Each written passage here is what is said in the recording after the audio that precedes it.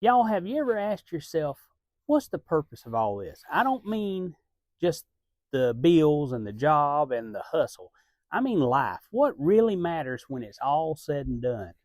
A few years ago, I found myself asking these questions as I was getting closer to retirement, and the answers came to me, and they were surprisingly simple. It wasn't about money, it wasn't about possessions, it was about needing less and finding joy in what I already had.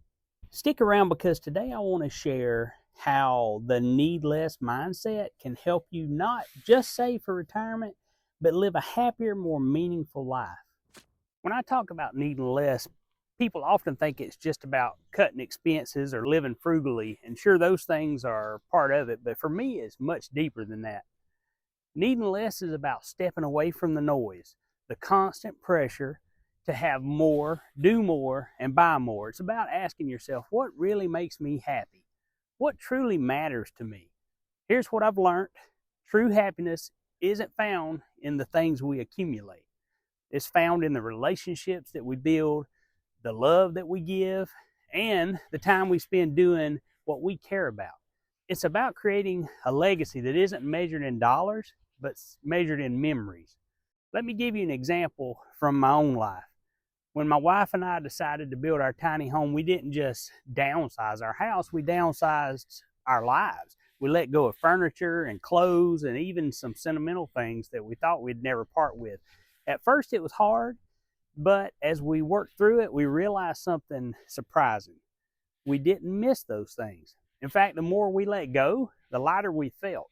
We started to see the things we had held on to for years just as that, things.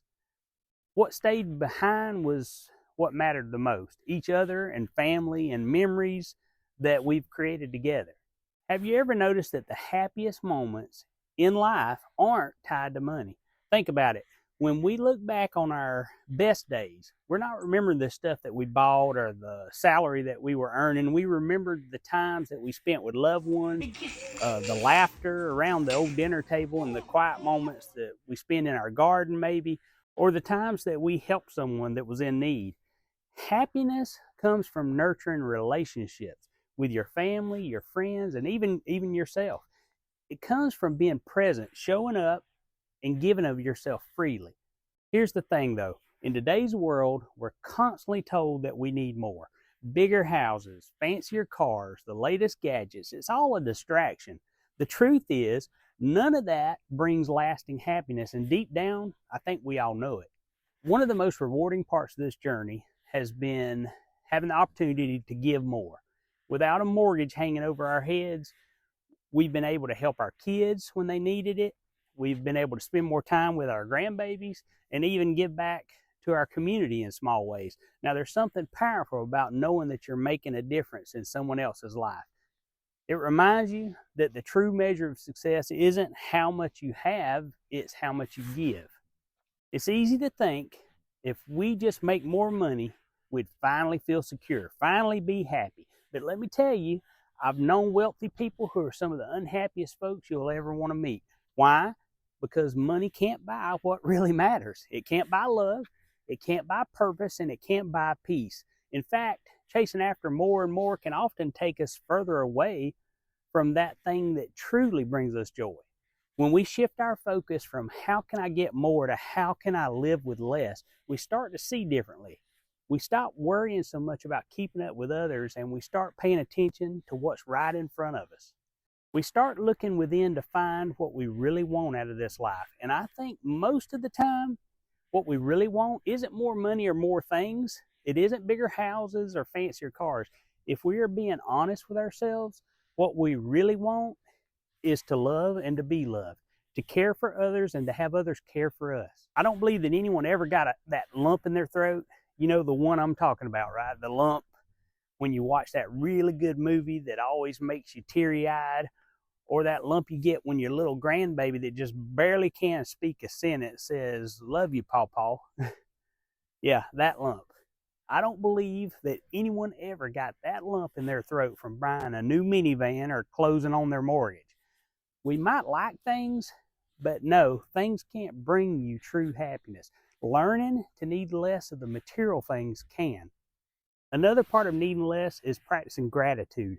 Instead of focusing on what we don't have, we need to start focusing on what we do have. And let me tell you, that shift alone can change everything. Each morning, I try to take a moment to be thankful, whether it's for the roof over my head, the food on my table, or the simple joy of sitting outside with a cup of coffee.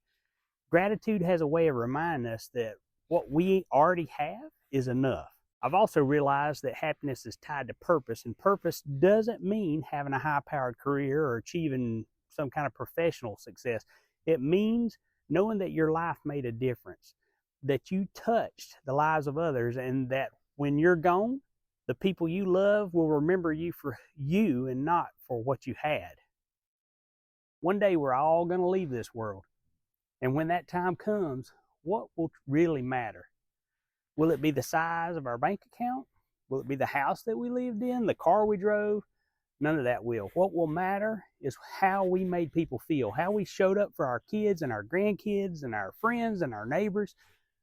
I want to be remembered as a great father, a loving pawpaw, and a loyal friend. I want people to say, you know what, Kevin was a great guy. He made time for the people he loved. He gave more than he took, and he lived a life that mattered. That's the kind of legacy that I want to leave. And I believe that's something we can all strive for. Now, don't get me wrong. This mindset isn't about depriving yourself. It's about freedom. When you let go of the idea that you need more to be happy, you'll find that happiness was already within your reach. Start by asking yourself some simple questions. What truly matters to me? Who do I want to spend my time with? And what do I want to be remembered for? For my wife and me, this mindset led us to build our little tiny house here and live mortgage free and focus on simple things like time in the garden. We have big family dinners and quiet evenings together. It's not flashy, but it's fulfilling. And isn't that what we're all looking for? I want you to hear this loud and clear. A rich life isn't about how you spend your money. A rich life is about how you spend your time. It's about showing up for the people that you love, contributing to your community, and finding joy in the little things. So as you think about your own journey, whether it's preparing for retirement or just trying to simplify your life, remember this: you don't have to have it all to have a good life. You just need to focus on what truly matters. So here's my challenge to you. Take some time to reflect. Ask yourself, what really matters to me? Is it the career, the house, or is it the people that you love and the memories you're creating with them? Start there. Start with what matters most. And if this message makes any sense to you, I'd love to hear your thoughts. Drop a comment below and let me know, what's one thing that you're grateful for today? What's one thing that you could let go to create a simpler, happier life? And if you found this video helpful, hit the like button, subscribe to my channel, and share this video with someone who might need to hear this same message.